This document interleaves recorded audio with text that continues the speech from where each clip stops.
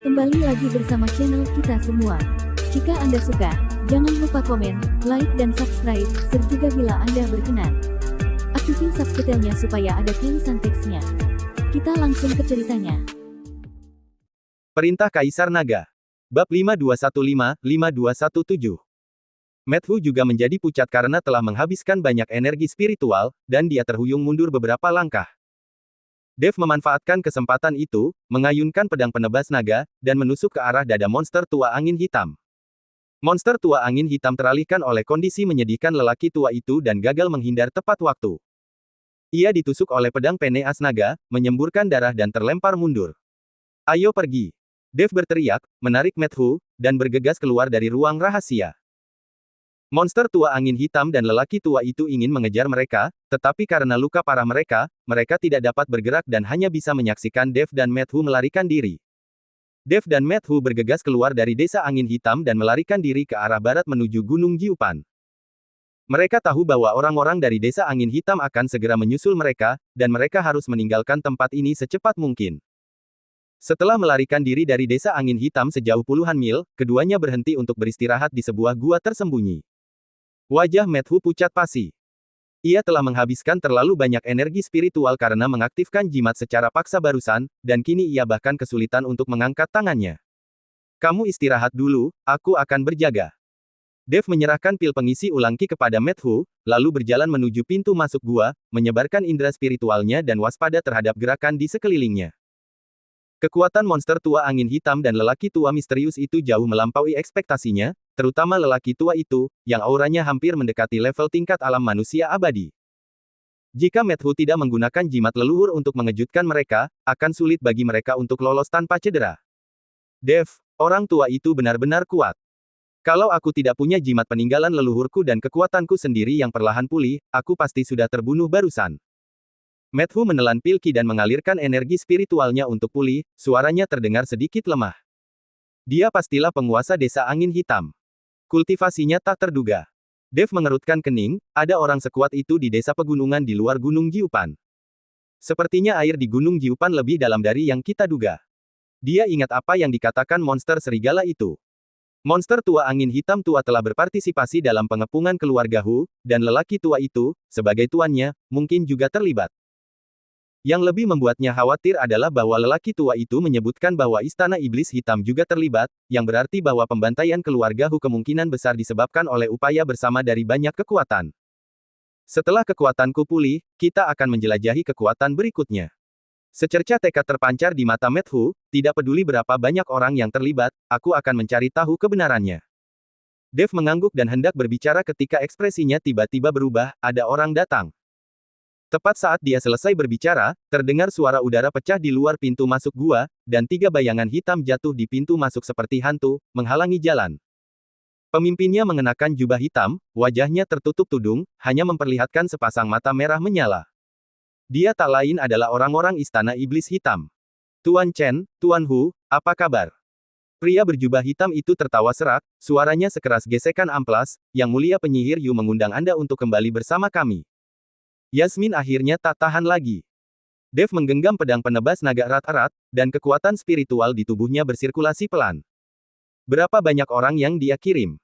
Kami bertiga sudah cukup untuk menghadapi kalian berdua." 2 orang di belakang pria berjubah hitam itu melangkah maju. Aura yang mereka pancarkan sebanding dengan Yasmin. Mereka jelas merupakan para petinggi Istana Iblis Hitam. Methu berjuang untuk berdiri dan memegang token pemimpin klan di tangannya. Cahaya putih pada token beresonansi dengan kekuatan spiritual dalam tubuhnya, yang membuatnya merasa sedikit segar. "Mau kami kembali? Tanyakan dulu pada jimat di tanganku apakah sudi bertindak gegabah." Pria berjubah hitam di sebelah kiri mendengus dingin, lalu bergerak mendekat dengan kilatan tubuhnya. Kelima jarinya membentuk cakar, dan ia mencengkeram leher Methu dengan aura iblis yang kuat. Cakar itu sangat cepat. Sebelum angin dari cakar itu tiba, energi iblis yang berbau busuk telah membuat udara di dalam gua menjadi lengket. Methu tidak berani menunda lagi dan menyuntikkan sisa kekuatan spiritualnya ke dalam token pemimpin klan. Token itu memancarkan cahaya putih yang menyilaukan dan membentuk tirai cahaya yang menghalanginya. Dengan suara klang yang nyaring, cakar pria berjubah hitam itu mendarat di tirai cahaya, menimbulkan riak-riak. Matthew hanya merasakan datangnya suatu kekuatan besar, darahnya mendidih, dan dia tidak dapat menahan diri untuk mengambil setengah langkah mundur. Beraninya sebutir beras bersinar begitu terang. Pria berjubah hitam itu mencibir dan meningkatkan kekuatan cakarnya 3 poin lagi.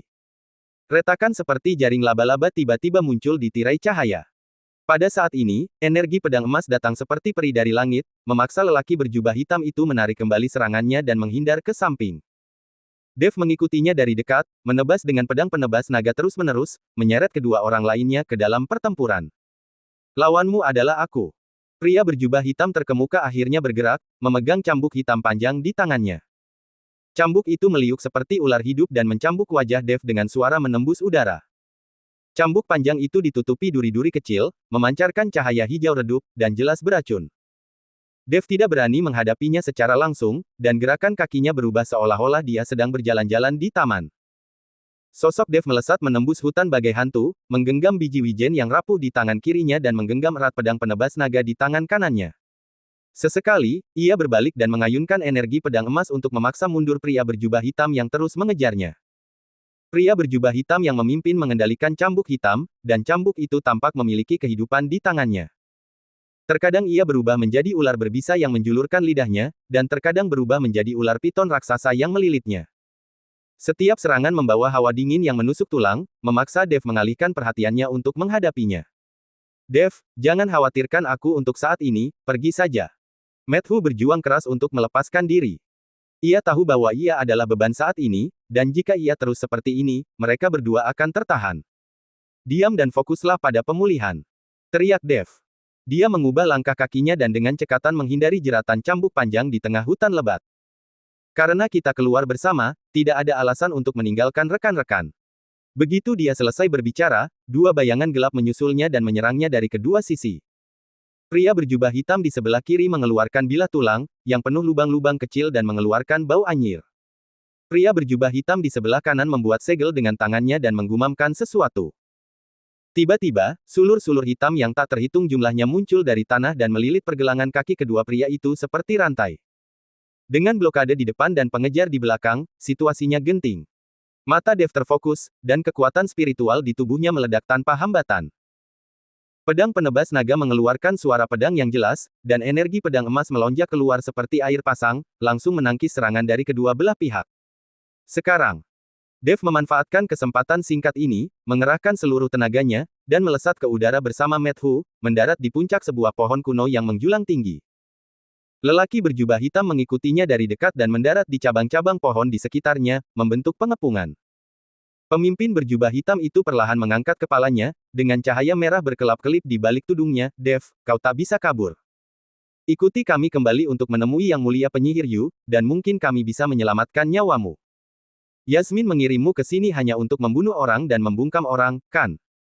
Dev mencibir dan melirik ketiga orang itu. Dia takut kita akan mengetahui kebenaran tentang pemusnahan klan Hu, jadi dia ingin membabat habis semua rumput dan memusnahkannya. Lelaki berjubah hitam itu terdiam sejenak ketika mendengar kata-kata itu, jelas dia teringat apa yang sedang dipikirkannya. Mata pemimpin itu berbinar lebih merah, karena kau tahu segalanya, aku tidak bisa membiarkanmu pergi. Ia mengayunkan cambuknya dengan keras, dan cambuk hitam itu melesat menuju puncak pohon bagai ular roh. Ujung cambuk itu mengeluarkan suara tajam menembus udara dan langsung menuju pintu depan Dev. Pada saat yang sama, 2 lainnya juga melancarkan serangan. Bilah-bilah tulang dan sulur-sulurnya saling melilit membentuk jaring kematian yang besar, menutupi tajuk pohon. Dev menarik napas dalam-dalam, dan tubuh emasnya yang tak terhancurkan pun aktif, dengan sisik emas menutupi seluruh tubuhnya. Dia melindungi Matthew di belakangnya, dan mengayunkan pedang penebas naga di tangannya untuk membentuk bunga pedang yang menyilaukan, dan menebas ke arah cambuk panjang itu. Dentang. Suara benturan logam bergema di hutan saat energi pedang emas dan cambuk hitam saling bertabrakan, memercikkan percikan api ke seluruh langit. Duri-duri pada cambuk itu patah oleh energi pedang, menimbulkan suara berderak. Pria berjubah hitam yang memimpin merasakan kekuatan dahsyat datang, lengannya mati rasa, dan cambuk itu hampir terlepas dari tangannya. Kekuatan macam apa ini? Jejak kengerian melintas di mata pria berjubah hitam itu. Ia bisa merasakan aura murni dan mendominasi yang terkandung dalam kekuatan spiritual Dev, yang mampu menahan aura jahatnya. Tepat saat ia teralihkan, Dev telah memanfaatkan kesempatan itu, dan sosoknya melesat bagai anak panah dari busurnya. Pedang penebas naga, dengan momentum yang tak tergoyahkan, langsung menuju pria berjubah hitam di sebelah kanan. Pria berjubah hitam di sebelah kanan terkejut dan buru-buru mengendalikan tanaman merambat itu untuk melawan, tetapi tanaman merambat itu langsung terputus oleh energi pedang. Kekuatan pedang itu tidak berkurang dan langsung menuju ke tenggorokannya. Awas! Pemimpin berjubah hitam itu berteriak kaget dan segera mencabut cambuknya untuk menyelamatkan. Melihat ini, Dev menyeringai. Inilah reaksi yang diinginkannya. Dia tiba-tiba mengubah taktiknya dan menyapu dengan pedang penebas naga, tidak menyerang pria berjubah hitam di sebelah kanan, tetapi menebas tanaman merambat di tanah. Energi pedang emas itu bagaikan guntur yang datang entah dari mana, seketika memotong semua tanaman merambat di tanah dan menerbangkan debu ke seluruh langit.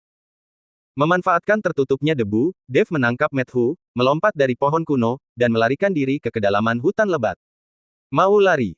Pria berjubah hitam terdepan berteriak dengan marah dan mengejarnya bersama kedua orang lainnya.